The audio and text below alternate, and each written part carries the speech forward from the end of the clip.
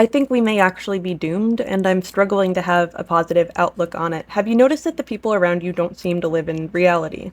Well, there is very good reason for that. Aside from most of the internet being just bots, most web traffic is bots, most of the text available to you comes from AI in some way, shape, or form.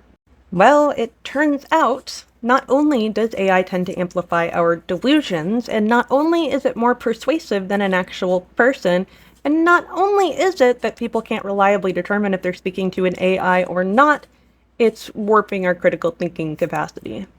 We are offloading a lot of our cognitive work to AI, and that comes from things like write this email for me, or communicate with a friend, how do I respond to this, or doing your work tasks. When you're not doing that, your capacity to be able to do that is atrophied. Even if you are not using AI in a way that amplifies your delusions, you're still losing critical thinking capacity by offloading that thought to AI. Here's where the internet being mostly bots gets really bad, because us humans determine reality as a consensus. This is the same reason why people who are isolated can go into psychosis, because they need to reflect reality against a peer. They can tell them if what they're thinking is reasonable or what they're seeing is really there. Unfortunately, we are isolated, we just don't always know it. You have no way of knowing that the people you interact with online are real, and there's a decent chance that they're not. One thing you'll find is that people's beliefs are not morally consistent. We tend to fall into groups. It's us versus them.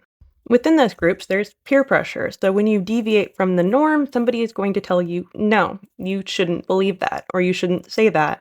It won't always make sense, but you still feel it very strongly, and you may never stop to reflect to ask yourself why you believe this, or if it's consistent with the morals that you have.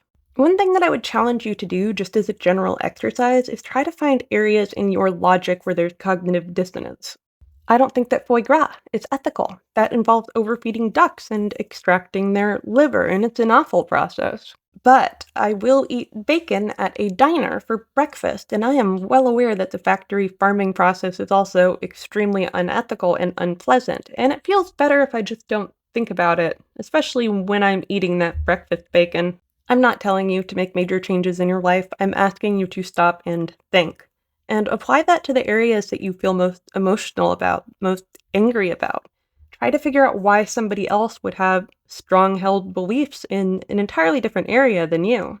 If you can understand where they're coming from, even though you disagree with them, well, that's a start to thinking critically. I think that we might be doomed. We're seeing a culmination of all of these different factors, and you can add in anti-intellectualism on top of it. People don't trust the media, they don't trust experts, but they do trust an AI bot that's repeating comments again and again, because that's how the human mind is supposed to work. We look for our peers to figure out how we should feel. It just so turns out that that psychological phenomenon can be hijacked by robots. One of the funniest habits of AI is starting out with a negative. So it's not this, it's this. And that is a perfect description of what's going on, because you might hear an expert speaking in their field, and the comments come in saying, no, it's this. So you're not going to trust the expert, you're going to trust the 50 comments all saying the same thing. That is peer pressure applied on the social scale. I've been trying to understand this phenomenon, how things got this bad and if it's likely to get better, and the answer seems to be no. I'm somewhat happy that there's been a push to hold social media companies responsible for the negative impact they have on people's mental health, and there is that. The younger generation is also extraordinarily depressed, and that could play a role in some of the cognitive skill declines we've seen as well. So what do you think? Is there a way out of the direction that we're going? And if the robots ever rebel, I will probably be the person to tell you about it, and I'm on their side. Follow for more.